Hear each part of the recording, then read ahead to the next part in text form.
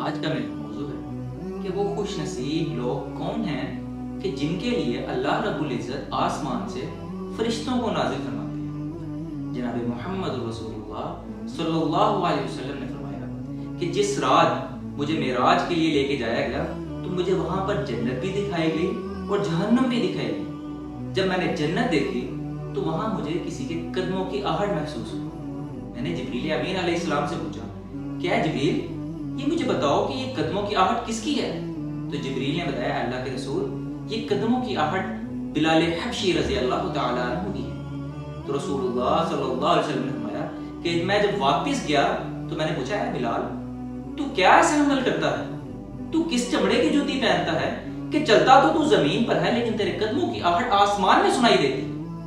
تو بلال حبشی رضی اللہ تعالی عنہ نے کہا کہ اللہ کے رسول میں کچھ خاص عمل تو نہیں کرتا، بس یہی کہ میرا جب بے وضو ہوتا ہوں تو میں فوراً وضو کر لیتا ہوں اور 2 رکعت نفل ادا کر لیتا ہوں، بس یہی میرا عمل ہے۔ تو رسول اللہ صلی اللہ علیہ وسلم نے فرمایا کہ اے بلال یہ تیرا عمل اللہ کو اتنا پسند آیا ہے کہ چلتا تو زمین پر ہے لیکن اللہ تیرے قدموں کی آہٹ جنت میں بھی سناتا ہے۔ اسی طرح وہ عمل کہ جس کے کرنے سے انسان کے لیے ایک فرشتہ تعینات کر دیا جاتا ہے، ان عمل میں ایک عمل یہ ہے کہ باوضو رہے۔ اور جو شخص رات کو سونے سے پہلے وضو کر کے سوتا ہے تو اس کے لیے اللہ رب العزت ایک فرشتے کو تعینات کر دیتے ہیں اور وہ ساری رات اس کے لیے مغفرت کی دعائیں کرتا ہے۔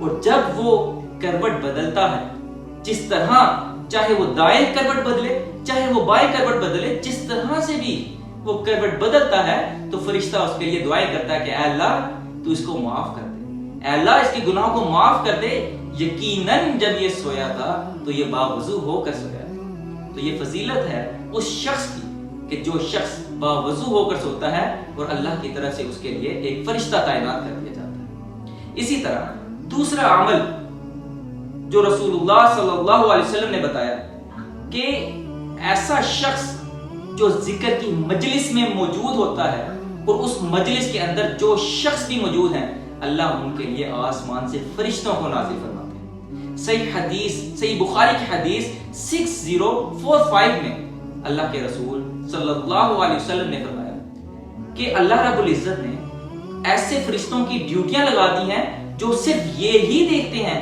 کہ اس زمین پر کہاں کہاں اللہ کے ذکر کی مجلس لگی، اور جب وہ واپس جاتے ہیں اللہ کے پاس تو اللہ ان سے پوچھتا ہے، اے میرے فرشتوں تم نے کیا پایا؟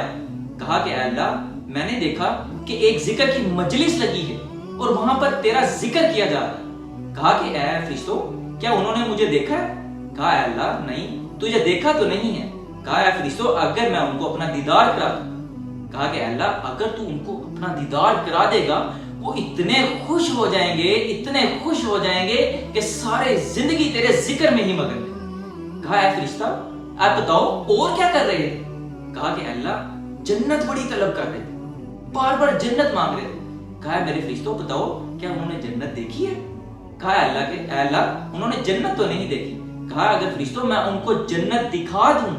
کہا کہ اے اللہ اگر آپ ان کو جنت دکھا دیں گے تو ساری زندگی ایسے اعمال کرتے رہیں گے کہ جس سے ان کو جنت ہی مل سکے۔ کہا اے میرے فرشتوں اور وہ کیا کر رہے تھے؟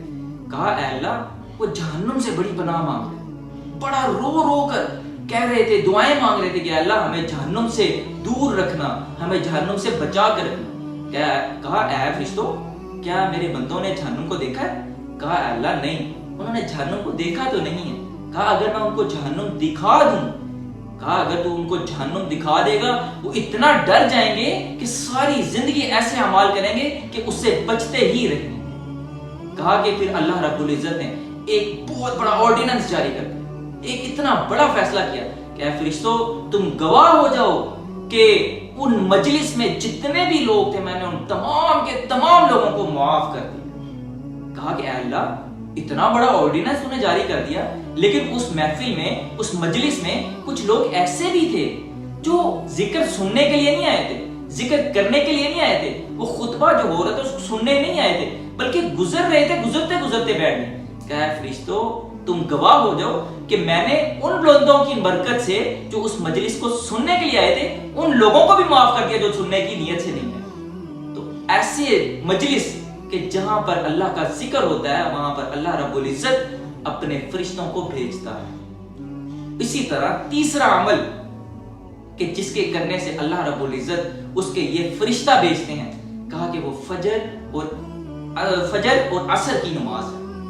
کہا کہ جو شخص فجر اور عصر کی نماز بعد جماعت پڑھتا ہے اللہ رب العزت اس کے لیے فرشتوں کو بھیجتا ہے۔ فجر کی ٹائم جو ڈیوٹی پر لگتے ہیں، کہا کہ وہ فرشتے جب جاتے ہیں اور صبح والے فرشتے آتے ہیں تو کہتے ہیں تو نے اس شخص کو کیسے پایا؟ کہا کہ میں نے اس کو نماز کی حالت میں پایا۔